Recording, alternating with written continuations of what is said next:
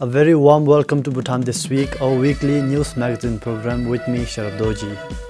Our top stories this week: government to regularize all contract employees in all sectors. Poor safety practices in majority of constructions in the country. And 12,000 students pass 2018 Class 10 exams. Government says all to get admission into Class 11. Now the details. The Prime Minister says the government will regularize all contract employees in all sectors and not just the Education Ministry. This, however, he said, does not necessarily mean they will be regular civil servants. The government has other ways of regularizing a contract. The Prime Minister clarified that contract employees cannot be regular civil servants for two reasons. Firstly, an employee to be regularized has to meet the Royal Civil Service Commission's qualification requirement, which is either a diploma or a bachelor's degree. The other reason is a person has to go through the proper RCSC recruitment procedures. Luncheon Dr. Lotus Ring said regularizing should not be misunderstood as making them civil servants. So when we say regularize, there are many other ways of regularizing a contract.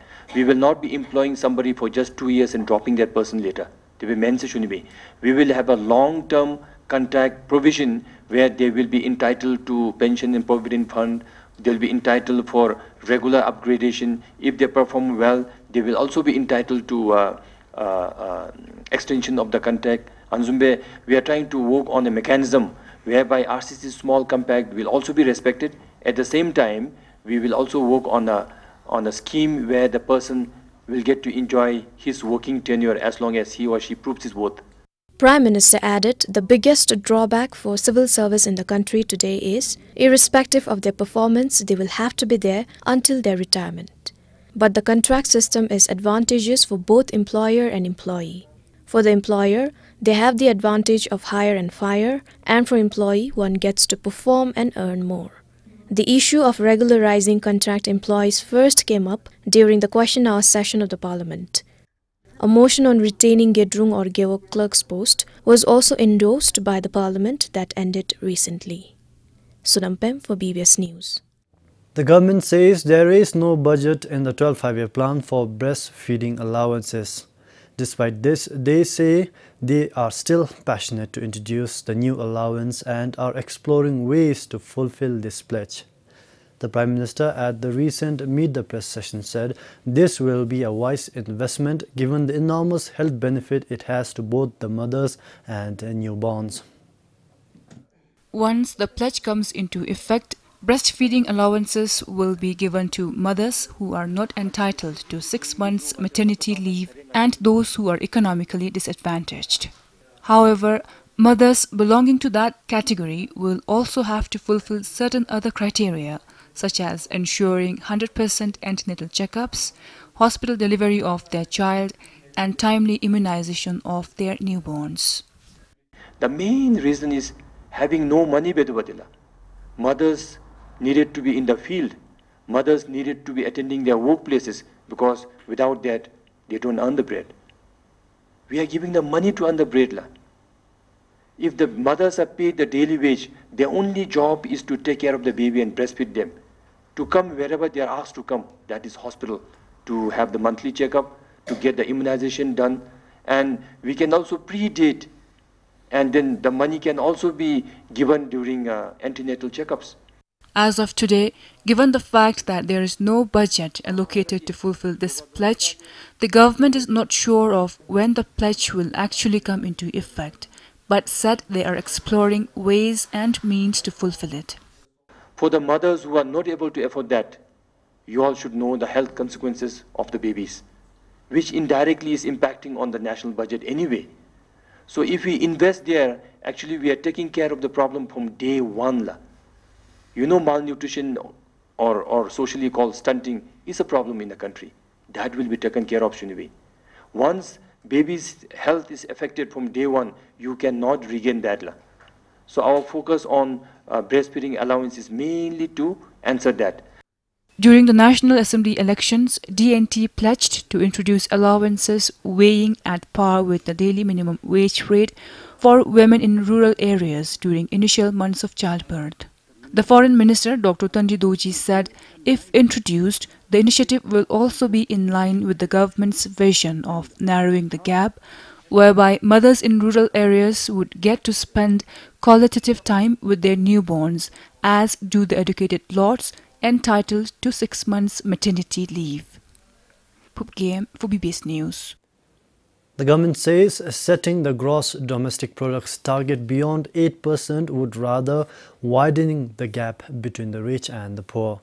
Prime Minister Dr. Lote Sering said this at the Meet the Press session open, being asked if the current GDP target set at 6% would help realize the party's vision of narrowing the gap. The Prime Minister and Economic Affairs Minister said setting the GDP target beyond 8% would imply a capitalist economy, which Bhutan is not. That would also contradict the country's development philosophy of gross national happiness. If you target a growth rate of about 8, 9 or 10 for our economy now, then we are solely going to the capitalist side. That will actually widen the gap. And 99% of our pledges are to lift the low and middle income group. That will not have substantial improvement on the GDP. That's why GDP, as long as we can keep in between 5 to 6, I think we will be doing excellently well, shouldn't we? The government set the GDP target for the 12th plan at 5 or 6%, which was not well received by the opposition party and the National Council during the first session of the 3rd Parliament, which ended recently. Sunampem for BBS News. Majority of constructions in the country have poor safety practices. This is according to a situation analysis on occupational health and safety practices and challenges in the construction sector conducted in 2017. The findings were presented at a construction safety seminar held in Thimphu. As per the study conducted by a labor officer, the probability of fatality in the construction industry is 5 times more likely than in the manufacturing industry. Although most accidents at workplace go unreported, going by the Labour Ministry's annual report 2017 to 2018, the construction industry in Bhutan accounts to 40% of total workplace accidents. Lack of competencies, skills, knowledge and resistance from the workers and employers on safety and health are some challenges in implementing the safety regulation standards. Employer has issued PPEs and other safety gauges, but the workers has failed to use it. Even though they use it, it is inconsistent, which means they use now and they may not use it maybe after 2 to 3 hours, so they don't use it all the time. Other one is the accessibilities of those safety gauges. We have limited supplies of those PPEs and other safety gauges in our country. At the same time, those PPEs that are accessible are also substandards, which are not, which does not meet the standards of our safety regulations. Factors such as unsafe and temporary nature of the construction sector also hamper the implementation of health and safety standards in the country today. According to the official, there are specific provisions to be followed considering the nature of construction. When it comes to scaffolding, there are different standards. For example, the use of bamboo and timber scaffoldings, where it can be used, where the construction is like sort of at a height of 20 meters. For that one we can use bamboo or timber scaffoldings. At the same time, we had also certain standards like the strength of the bamboo, how it can be have that strength, what type of timber scaffoldings that we can use. To address the issue, the study recommends the need to build better understanding of the safety regulations and its benefit among managers, supervisors and engineers in the construction sector. It also recommends strict enforcement of the standards and better coordination among relevant agencies for its successful implementation. This is Sonam Choudin for BBS News. The United Nations announced data and policy, social services, good governance and climate change, and disaster risk reduction as the areas of focus for Bhutan for the next 5 years. Their efforts around these areas will help ensure a smooth transition for the country from the category of least developed to a lower middle-income country. The United Nations is ready to mobilize and invest $120 million to achieve results in these 4 areas. The area of data and policy would ensure enhanced access to and use of reliable and timely data for inclusive policy and decision-making. United Nations Populations Fund will work together with the National Statistics Bureau to strengthen national statistical systems. There is a budget allocation of $5.26 million for this area. In number of, I think, evaluations, it showed data is, there are huge data gaps. Even in the 11th midterm review, this was one of the issues which was raised, that there is no enough data to really measure the success of the development efforts that the government has put in. So based on this, I think UN SDPF has taken this as a major sort of effort to prioritize this and then put it as an outcome for the next new cycle.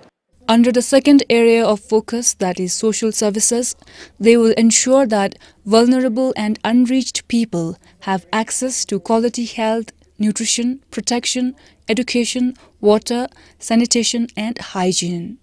For this, there is a budget of $34.82 million. There will also be focus on inclusive governance to ensure poor and vulnerable groups enjoy full benefits of development.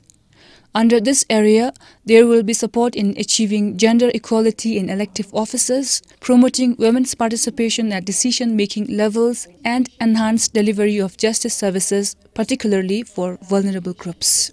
Of the 4 focus areas, climate change and disaster risk reduction is allocated the highest budget at $71 million. The focus will be on progress towards a climate-resilient, green and job-rich economy that will help reduce poverty. It will ensure that by 2023, Bhutan's communities and economy are more resilient to climate-induced and other disasters and biodiversity loss as well as economic vulnerability. Bhutan, with its forest cover, has not really contributed to climate change. However, the industrialized, the rich countries, are increasingly aware that they have to finance climate adaptation in countries which are negatively affected.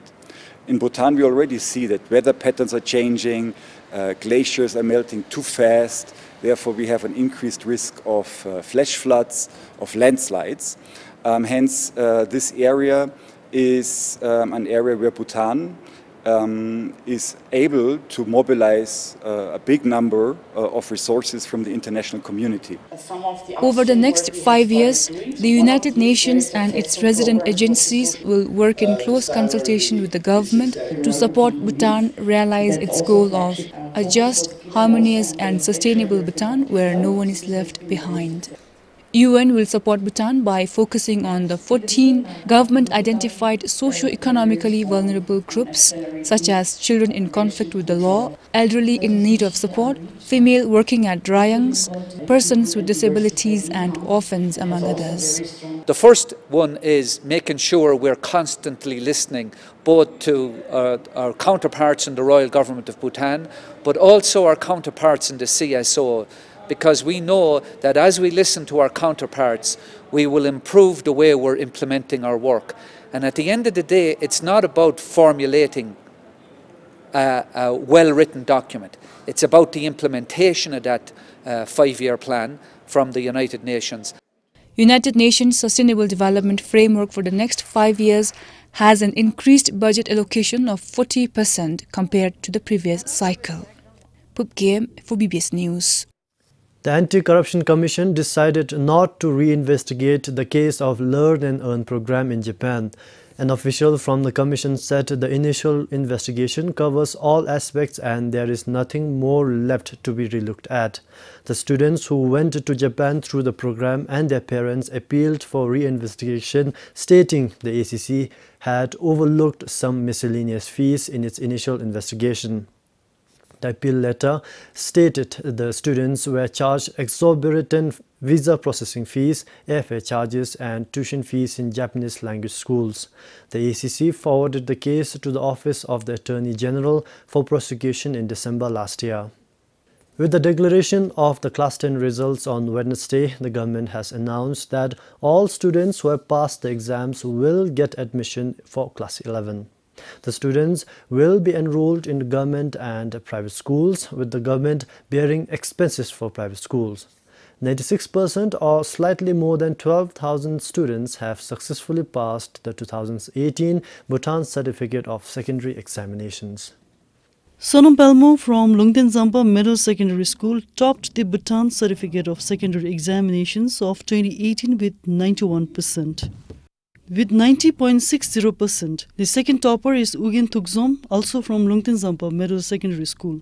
Rigzin Gale from Lungtse Higher Secondary School took the third position with 90.40%. Out of 12,462 students who appeared for the examinations, 12,033 students passed the exams. Education Minister J.B. Rice said all students who have passed will get to study in Class 11 in the academic year 2019. Out of 12,033 students passed, this year we will be taking in the government schools 7,808 students. And remaining 4,225 will be taken into private schools with full government scholarship. We will be apportioning the seats based on merits. Meanwhile, in Language and Cultural Studies, Sherab Doji from Language and Cultural Studies topped the examination with 77.6%. He is followed by Sherab Jamso, also from Language and Cultural Studies, with 70.6%. The third position went to Sunam Doji, again from Language and Cultural Studies, with 70.2%. Students can access their results from the Big C website www.bcsea.pt. Choni Dama for BBS News. More than 86% of Class 12 students have passed the 2018 Bhutan Higher Secondary Education Certificate examinations. The results were declared on Tuesday by the Bhutan Council for School Examinations and Assessments. The overall pass percentage, however, is a decrease of almost 5% as compared to the previous year's results. Sring Wangmu from Ugyen Academy Higher Secondary School topped the science stream with 91%. Tandin Doji from Samtsi Higher Secondary School came second with 90%, and Jubin Rana from the same school in Samtsi came third with 89.25%. The commerce stream was also topped by another student from Ugyen Academy, Namge Pelmo, with 90.25%. Niru Bishe from Yangchenfu Higher Secondary School came second with 85.25%. Sejal Chetri, also from Yangchenfu Higher Secondary School, was third with 84.75%. In arts, Dikit Homu from Mongar Higher Secondary School backed the first position with 83.75%. This was followed by Sangye Dendup String from Ugyen Academy with 83%. Dechuk Ongmu from Ugyen Academy Higher Secondary School stood third with 82.25%. A total of 10,503 high school students appeared for the examination last year. Bhutan Council for School Examination and Assessment says this year's pass percentage is slightly lower compared to the 2017 result. Every year students course change. This time one important reason is that we are developing what we call the moving towards competence-based assessment questions in terms of creating question items. We are now building in competence-based questions, as compared to the past years. In the past years, I think what we were doing is basically teaching to the test. And now today, in our today's context, I think the learning should be quite different and more advanced in terms of student development. Sring Doji from Desi High School topped the Language and Cultural Studies Certificate Examination with 78.25%. Jimmy Zangmo from Taksi Central School came second with 77.75%, and Nobo Ongdi again from Taksi came third with 77%. Choni Dama for BBS News. 3 villages under Phuntsling and Sampaling Gyeoks in Chukka have been affected by rabies. In just a week's time, 7 rabid dogs were culled and more than 50 people and animals vaccinated.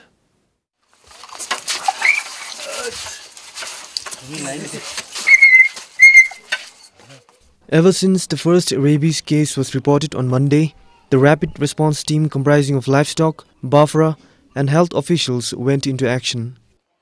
They have been carrying out doing door-to-door surveillance in the affected areas of Wangdi Gatil, Dofuchin and Majua. The team culled the rabid dogs and vaccinated animals and people in the region.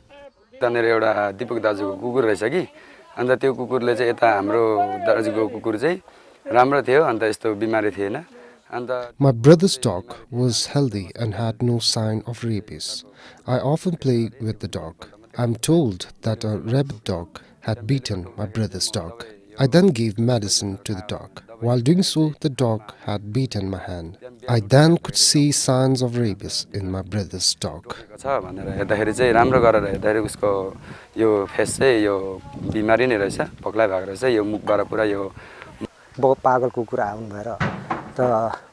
The rabid dog had bitten many dogs here. It did not bite any person though.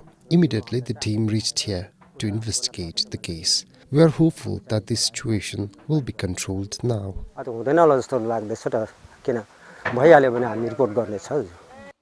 According to livestock officials, there are frequent cases of rabies, but people rarely come forward to report them. They say the current case is a major one.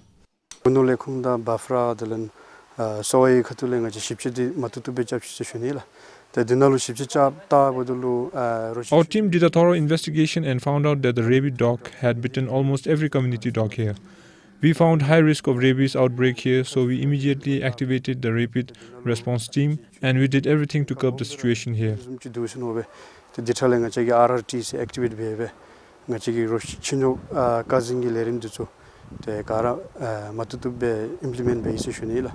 Since Phuntsling has a porous border, people are being asked to stay vigilant against stray dogs.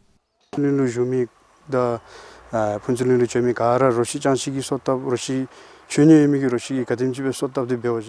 request the general public, especially those who travel frequently in and out of Phuntsling, to report to livestock, Bafra or health officials immediately if you spot any sick dogs in your locality. The rabies outbreak is high in Phuntsling and Pasaka area. We need the support of public to combat it together.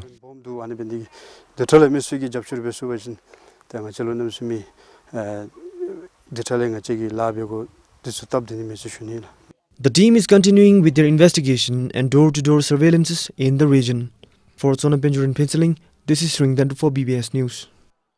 Well, that's all we've got for this week's edition of Bhutan This Week. Until next time, this is Sharaf Doji saying goodbye.